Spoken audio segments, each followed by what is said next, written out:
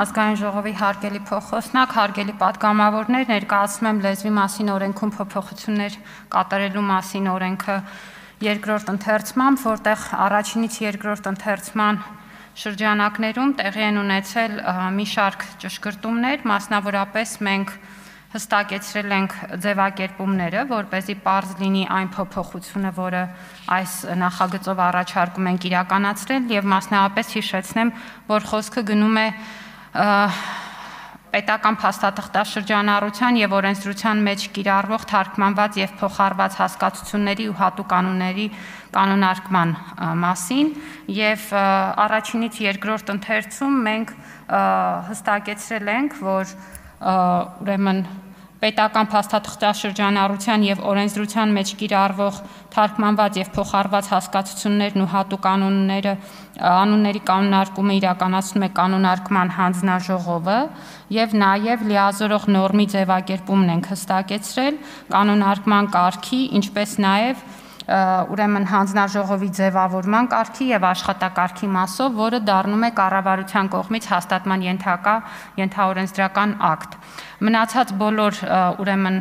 ձևակերպումները առաջին ընթերցման շրջանակներում արդեն իսկ ներկայացված են եղել, պետք է հիշեցնեմ, որ սա շատ կարևոր փոփոխություն է, որը մեզ օգնելու է համապատասխան լիազորություններով օժտել մեր ուրեմն այն մարմնին, որը կիրականացնի այնպիսի կարևոր գործառույթ, ինչպիսին հայերենի կանոնարկումն է պետական փաստաթղթաշրջանառության եւ օրենսդրության մեջ կիրառվող անունների մասում, ինչու ենք սա կարևոր համարում, որովհետեւ այս պահին նաեւ կան գործնական խնդիրներ, կարևորագույն եւ ռազմավարական նշանակություն ունեցող հասկացությունների կիրառության եւ դրանց ուրեմն գործընթացի կանոնարկման մասով եւ այս լիազորող նորմը ամբողջությամբ ընձեռելու է այդ հնարավորությունները։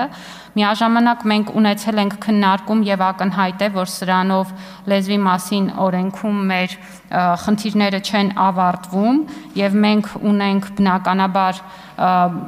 անելիք եւ պետք է տեղեկացնեմ, որ ներկայումս նաեւ շրջանառվում է լեզվի մասին օրենքի փոփոխությունների եւս մեկ փաթեթ, որով հնարավորություն ենք ընձեռելու նաեւ ուժեղացնել բոլոր այն գործառույթները, որոնք վերաբերում են լեզվի օրենքի խախտումների պարագայում,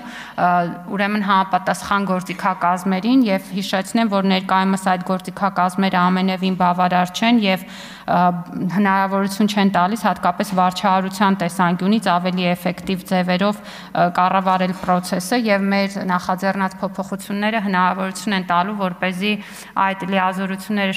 շատ ավելի հստակ բաշխվեն համակարգում եւ լեզվի օրենքի պահանջներին հետևելը դառնա շատ ավելի տեսանելի եւ հետեւողական։ Միաժամանակ ուզում եմ հիշեցնել նաեւ, որ մենք առաջիկայում հանրային քննարկման կներկայացնենք լեզվական քաղաքականության հայեցակարգը, որով նաեւ ավելի ուրեմն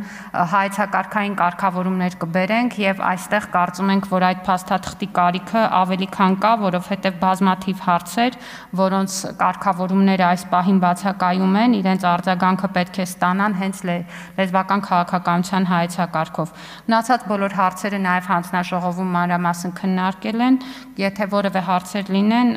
չնայած գիտեմ, որ այս պարագայում արդեն հարցերի հնարավորությունը սահմանափակ է, ամեն դեպքում պատրաստ եմ պատասխանել նաև այս ձևաչափից դուրս։ Շնորհակալություն։ Առաջարկ է ներկայացրել Լիլիթ Գալստյանը, եթե հարց ունի, խնդրեմ։ Ունեք, Լիլիթ Գալստյան։ Շնորհակալություն, Տիկին Անդրեասյան, արդեն գործող օրենքի լեզվի մասին օրենքի 6-րդ հոդվածով լեզվի կոմիտեն ունի լիազորություն կանոնարկելու հայերենը եւ բոլոր ոլորտներում։ Հիմա մենք կամ դուք միասին ուրեմն 5-րդ հոդվածով պետական լեզվաքաղաքականության իրականացման հոդվածով մի նոր հանձնաժողով է ստեղծվում, ընդ որում այդ հանձնաժողովի կանոնարկման գործառույթները շատ ավելի նեղ են, քան առասարակ հայերենի կանոնարկումը, եւ այս հանձնաժողովը կանոնարկելու է միայն թարգմանված, փոխառված եւ հատուկ անունների ուրեմն կանոնակարգման խնդիրներով զբաղվելու։ Ես ուզում եմ հարց տալ, արդյոք նախ այս հանձնաժողովը եւ նախարարությունը կոմիտեն, լեզվի կոմիտեն կամ տեսչությունը կոմիտեն ավելի շուտ ինչ հարաբերությունների մեջ են, արդյոք զուգահեռաբար պիտի շարունակի կոմիտեն հայրենի կանոնարկումը, այս հանձնաժողովը ում առընթեր է, ում է ենթարկում եւ ինչ մեխանիզմներ եւ գործիքակազմ կա, որպեսզի նրա ընդունած որոշումները ուրեմն կանոնարկված բառապաշարը դառնա պարտադիր գործարկման առարկա բոլոր տիրույթներում կամ այն տիրույթներում, որոնց վերաբերում փաստաթղթաշրջանառության կոնկրետ սեգմենտի մասին է, չէ՞ խոսքը։ Շնորհակալություն Տիկին Գալստյան, իրականում լեզվի կոմիտեն չունի լիազորություններ սահմանելու եւ հատկապես պարտադիրության ուրեմն ուժ չունեն այն բոլոր կանոնները, որոնք որ լեզվի կոմիտեի կողմից կարող են դիտարկվել եւ առաջարկվել։ Դրանք առավելապես կարող են լինել խորհրդատվական կամ ուղեցուցային նշանակության։ Իսկ այստեղ մենք առաջին հերթին կարիք ունենք հենց նորմատիվ ուժ ունեցող կարգավորումների մասին եւ այստեղ հանձնաժողովի սահմանումը որպես առանձին մարմին եւ նաեւ կանոնարկման աշխատակարգի եւ ամբողջ ընթացակարգի սահմանումը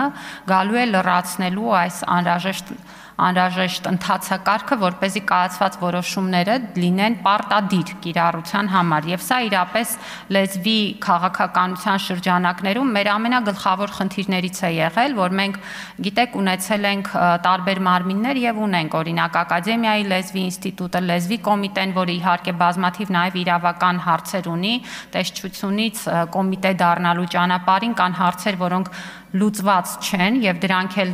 էապես նվազեցնում են կոմիտեի աշխատանքի արդյունավետությունը եւ իմ նշած մյուս փաթեթով դրանք նաեւ հասցեագրվում են ժամանակը չի բավականացնի որ այդ ամենը ներկայացնեմ կարճ պատասխանն է ձեր բարձրացած հարցերը կարգավորվում են եւ դրանք արտացոլվելու են կառավարության որոշմամբ որը մենք պատրաստ ենք ձեզ հետ նաեւ քննարկել